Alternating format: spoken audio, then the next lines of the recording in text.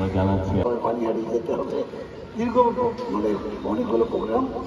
শুধু এইটুকু বলবো যে আমি আজকে এসছি একটু নয়, শুধু ভালোবাসার টানে।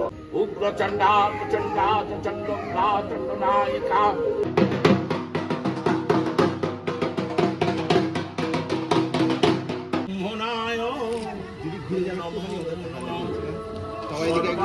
কথা এটা মূলত কি, মানে কি নিয়ে কনসেপ্টটা হচ্ছে সেটা যদি একটু বলো।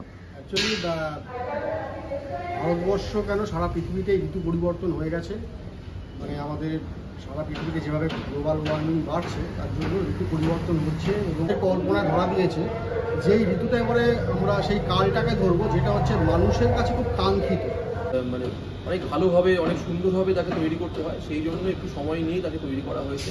এবং এই কল্পনার ঋতুতে যে মানে যে ষষ্ঠীর ঋতুতে যে ঈশ্বরকে আমরা দেখতে পাবো, দেবী দুর্গা ধ্যানমগ্ন। নমস্কার সকলকে, চলে এসেছি আবারও একটা নতুন ব্লগ নিয়ে। আমাদের চ্যানেলে সকলকে স্বাগত। আর আজকের ব্লগটা হচ্ছে আবার একটা দুর্গা পুজো, সাউথ কলকাতার সব থেকে মানে বড় পুজোগুলোর মধ্যে একটা, তাদের খুঁটি পুজো। সেখানে আমি চলে এসেছি আজকে। তো চলো ওখানে যাই, আগে পৌঁছাই, তারপর দেখাই কি কি হচ্ছে। হিন্দুস্তান সার্বজনীন দুর্গোৎসব কমিটির পক্ষ থেকে আমরা জানাচ্ছি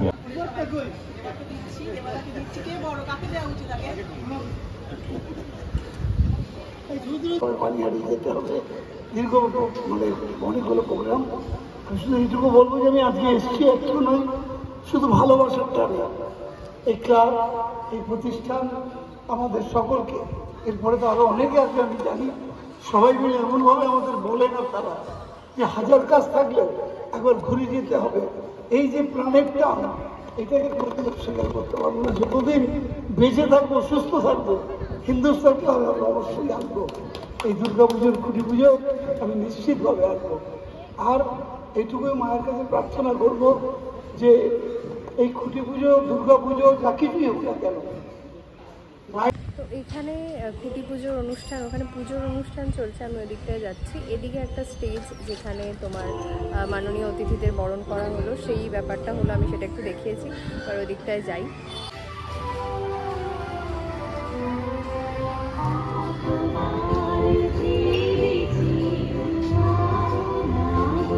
উগ্রচণ্ডা প্রচণ্ডা চণ্ডা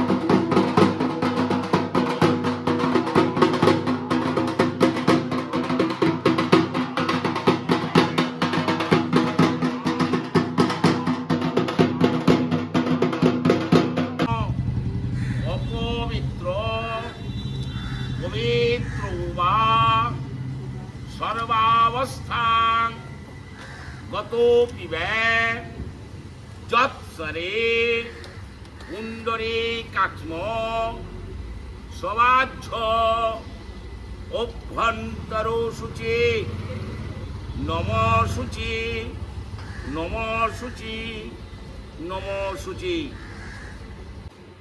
বন্ধু স্বজন বৈরাগ্য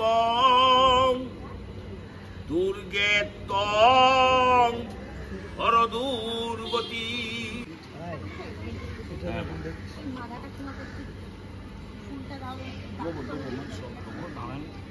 প্রণাম আছে।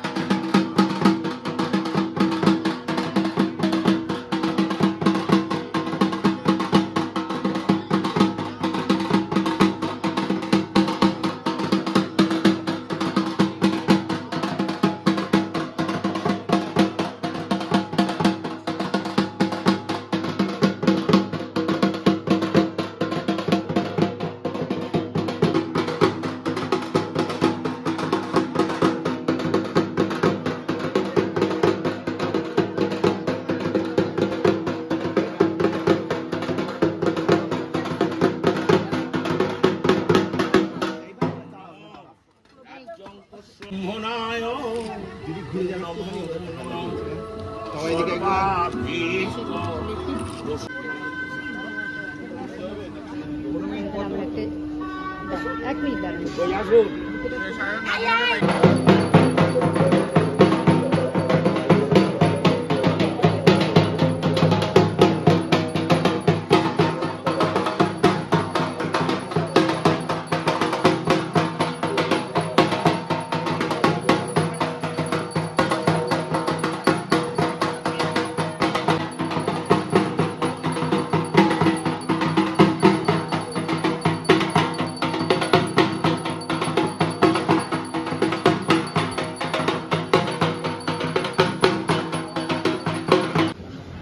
এই হচ্ছে এবছরের হিন্দুস্থান পার্কের দুর্গা প্রতিমা ওখানে, আর বাকি সব প্রতিমা এখানে আছে। এটা হচ্ছে সরস্বতী এবং কার্তিক, আর এখানে লক্ষ্মী গণেশ। খুব ভালোভাবে হয়তো বোঝা যাচ্ছে না, বাট বিশাল কিছু একটা আসতে চলেছে সেটা তোমরা বুঝতে পারছো। এই দিকটা থেকে তাও বোঝা যাচ্ছে।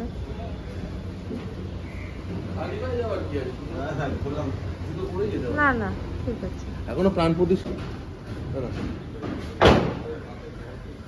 ফাইনাল নয়, এটা তোমার সত্যি কোনো সমস্যা হয়েছে কি হয়নি সেটা দেখার জন্য আচ্ছা করা হয়েছিল।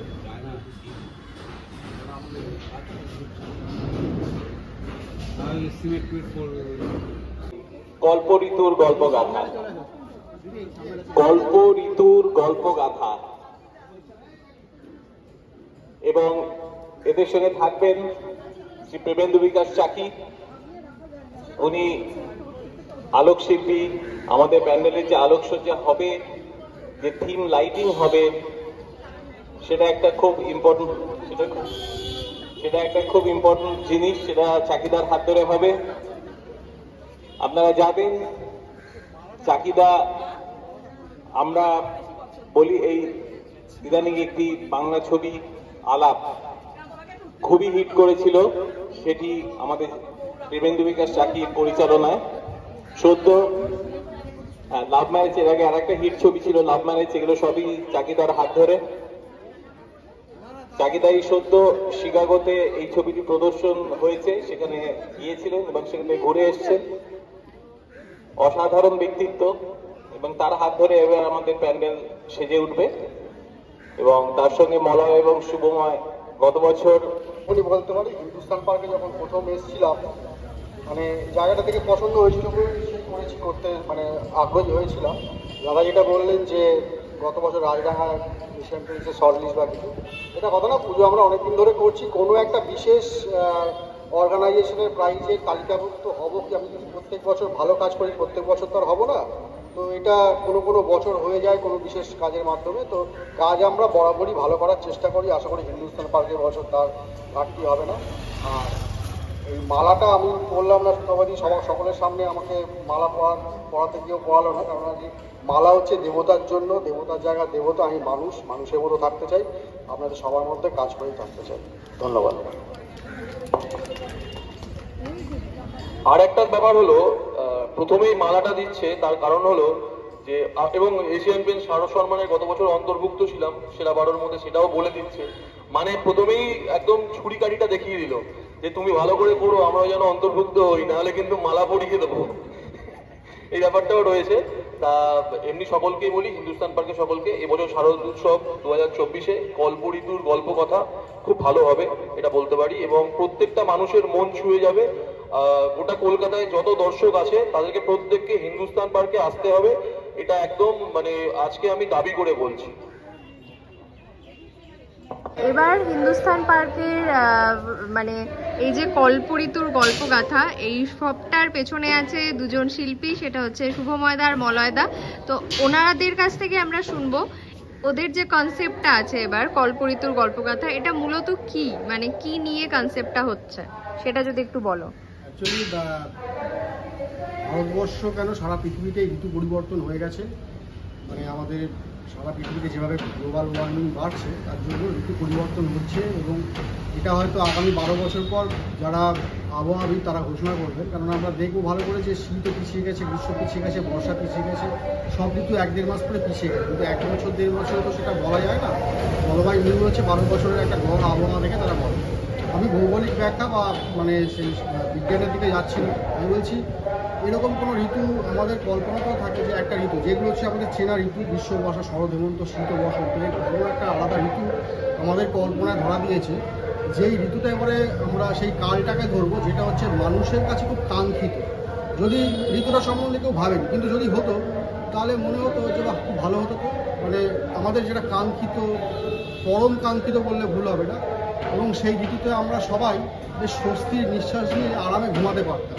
এরকম একটা ঋতু কল্পনা করা হয়েছে, যদিও পুরোটাই কল্পিত। তো আশা করি দেখা যাক কী হয়, মানে কাজ যত এগোবে তত আরও ভালো করে বলতে তো পারবোই, কিন্তু এক্ষুনি সবটা রিভিউ করাও যাবে না।